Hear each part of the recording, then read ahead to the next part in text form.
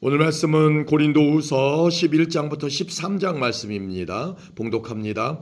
여러분은 내가 다소 어리석어 보이더라도 눈 감아 주시기를 바랍니다. 그런데 여러분은 나에 대해 잘 참고 있습니다. 나는 하나님께서 질투하시는 것과 똑같이 여러분에 대해 질투하고 있습니다. 나는 여러분을 순결한 처녀로 한 분이신 남편 그리스도께 바치려고 정혼을 시켰습니다. 그러나 하와가 뱀의 간교한 속임수에 넘어가 곁길로 간 것처럼 여러분의 마음도 그리스도를 향한 진실하고 순결한 데서 벗어나 더럽혀지지는 않을까 염려됩니다. 어떤 사람이 와서 우리가 전파한 것과 전혀 다른 예수님을 전파하는데도 여러분은 잘도 눈 감아주고 있습니다. 또 여러분은 전에 받은 것과 다른 영을 받아들이며 다른 복음을 잘도 받아들이고 있습니다. 나는 다 자신이 저 위대한 사도들보다 뒤지지 않는다고 생각합니다. 내가 비록 말에는 능숙하지 못하지만 지식에 있어서는 그렇지 않습니다. 나는 모든 면에서 내가 가진 지식을 여러분 모두에게 분명히 보여주었습니다. 내가 여러분에게 아무런 보수도 받지 않고 하나님의 복음을 전파하면서 여러분을 높이기 위해 나를 낮춘 것이 죄가 된단 말입니까? 나는 여러분을 위한 사역을 완수하는 데 드는 비용을 다른 교회를 통해 충당하였습니다. 말하자면 다른 교회들의 것을 빼앗은 셈입니다. 내가 여러분과 함께 있는 동안에 궁핍했지만 나는 여러분 중 어느 누구에게도 폐를 끼치지 않았습니다. 내게 부족한 것은 마게도니아에서 온 성도들이 채워주었습니다. 나는 모든 경우에 있어서 여러분에게 짐을 지우지 않았고 앞으로도 계속 그럴 것입니다. 내 안에 있는 그리스도의 진리를 두고 확실하게 말합니다. 아가야 지방에서는 어느 누구도 내가 이렇게 자랑하는 것을 막지 못할 것입니다. 내가 왜 그랬겠습니까? 내가 여러분을 사랑하지 않기 때문에 그랬단 말입니까? 내가 여러분을 사랑하고 있다는 것은 하나님께서 아십니다. 나는 지금까지 해온 대로 계속할 것입니다. 그것은 우리와 똑같이 일을 한다고 자랑하려는 사람들에게 자랑할 기회를 주지 않기 위해서입니다. 이런 사람들은 거짓 사도들이며 속이는 일꾼들이며 그리스도의 사도들인 것처럼 가장하는 사람들입니다. 이런 것에 대해 놀랄 것은 없습니다. 그것은 사탄도 자신을 빛의 천사로 가장하기 때문입니다. 그러므로 사탄의 일꾼들이 의의 일꾼으로 가장한다고 해서 크게 놀랄 것은 없습니다.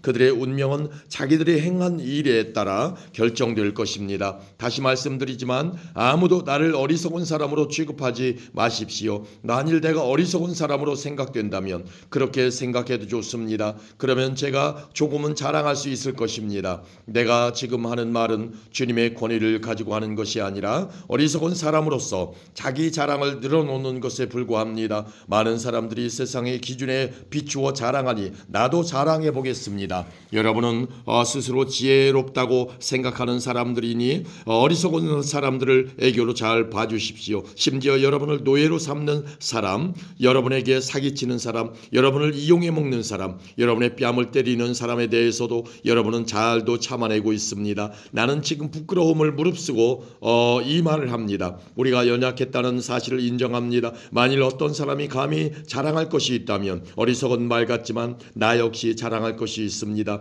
그들이 히브리인입니까? 나도 히브리인입니다. 그들이 이스라엘 사람입니까? 나도 그렇습니다. 그들이 아브라함의 자손입니까? 나도 그렇습니다. 그들이 그리스도의 일꾼입니까? 이 말을 할 때에 내가 제정신이 아닌 사람처럼 보이겠지만 나는 그 사람들보다 더 뛰어난 일꾼입니다. 나는 더 많이 수고했고 감옥에도 더 많이 갇혔으며 셀 수 없을 정도로 매를 많이 맞았고 죽을 고비도 여러 번 넘겼습니다. 또 유대인에게 39대 맞는 태형을 5번이나 당하였습니다. 몽둥이로 3차례 맞고 돌에 맞은 적도 한 번 있었습니다. 배가 난파된 적도 3번 있었으며 밤낮을 망망대해에서 표류한 적도 있었습니다. 자주 여행을 하는 동안 강물의 위험과 강도들로부터 오는 위험, 내 동족들에게서 받는 위험, 이방인들에게서 받는 위험, 도시에서 당하는 위험, 황량한 광야에서 당하는 위험, 바다의 위험, 또한 거짓 신자들로부터 오는 위험을 겪었습니다. 나는 수고하고 애쓰며 살았습니다.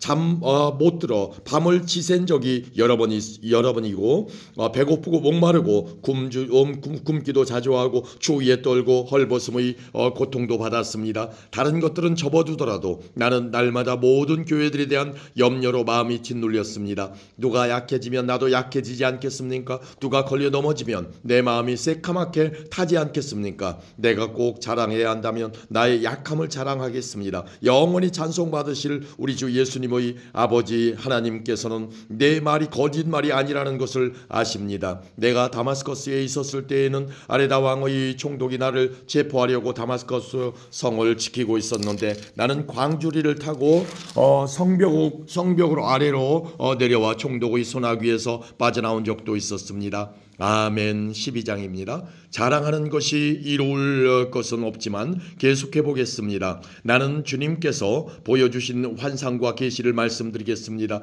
나는 14년 전에 셋째 하늘로 들려 올라간 그리스도 안에 있는 어떤 사람을 알고 있습니다. 그것이 몸 안에서 된 것인지 몸을 빠져나와 된 것인지 나는 알지 못하지만 하나님은 아십니다. 내가 이런 사람을 아는데 그 사람의 몸이 거기 있었는지 아니면 단지 그 사람의 영이 그곳에 있었는지 나는 알지 못하지만 하나님은 아십니다. 그 사람이 낙원으로 들려 올라가서 사람이 말해서도 안 되고 이루 말로 표현할 수도 없는 말들을 들었습니다. 내가 이 사람에 대해서는 자랑하겠으나 나 자신에 대해서는 나의 약한 것들 외에 자랑하지 않겠습니다. 내가 자랑한다고 해도 진실을 말할 것이기 때문에 어리석은 사람은 되지 않을 것입니다. 그러나 어떤 사람이든지 나를 보고 내게서 들은 것 이상으로 나에 대해 생각하지 않도록 하기 위해서 자랑하는 것을 그만두겠습니다. 내가 받은 굉장한 계시들 때문에 교만해지는 것을 막기 위하여 하나님께서는 내 몸에 사탄의 사신인 가시를 주셨습니다.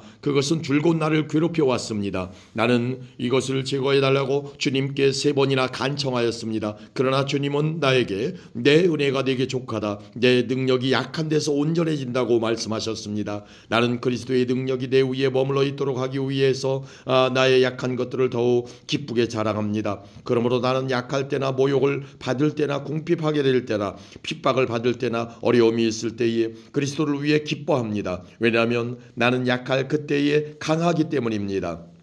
나는 어리석은 사람이 되었습니다. 여러분이 나를 억지로 어리석은 사람이 되게 했습니다. 사실 나는 여러분에게 칭찬을 받아 마땅합니다. 비록 나는 아무것도 아니지만 저 가장 위대한 사도들보다 조금도 뒤질 것이 없습니다. 나는 여러분 가운데서 모든 것을 인내하면서 사도의 표시인 표적과 기적과 놀라운 일들을 행했습니다. 내가 친히 여러분에게 짐을 지우지 않은 것 외에 내가 다른 교회에 비해 여러분에게 못한 것이 무엇입니까? 내가 여러분에게 폐를 끼치지 않은 것이 잘못이라면 저를 용서하십시오. 이제 나는 3번째 여러분을 방문할 준비를 하고 있습니다. 이번에도 여러분에게 짐을 지우지는 않을 작정입니다. 나는 단지 여러분을 바랄 뿐 여러분이 가진 재물을 바라지 않습니다.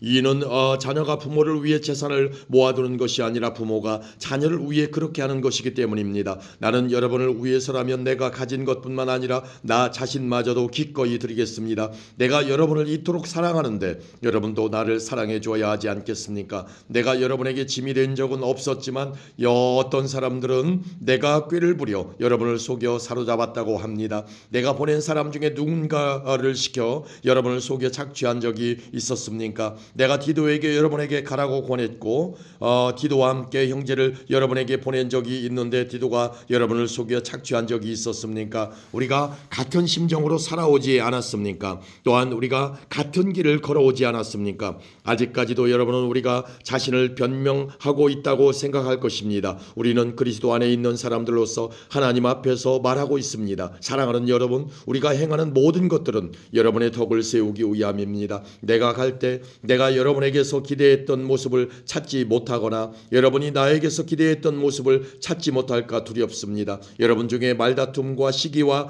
분냄과 편가름과 중상모략과 남의 말하기와 거만함과 무질서가 있을까 두렵습니다. 내가 다시 갈 때 하나님께서 여러분 앞에서 나를 낮추실까 두렵습니다. 전에 죄에 빠졌던 사람들이 자기들이 행한 더럽고 음란하고 방탕한 생활에 대해 회개치 않는 것을 보고 내가 슬퍼 울지는 않을까 두렵습니다. 아멘. 13장입니다.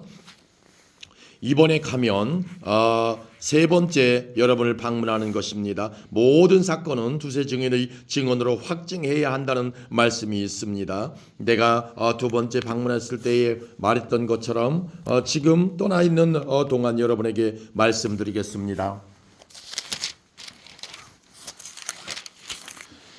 전에 죄를 지은 사람들과 나머지 사람들에게 경고하는데 내가 이번에 가면 그들을 용서하지 않겠습니다. 그것은 여러분이 그리스도께서 나를 통해 말씀하신다는 증거를 요구하고 있기 때문입니다. 그리스도께서는 여러분을 대할 때 약하지 않으셨습니다.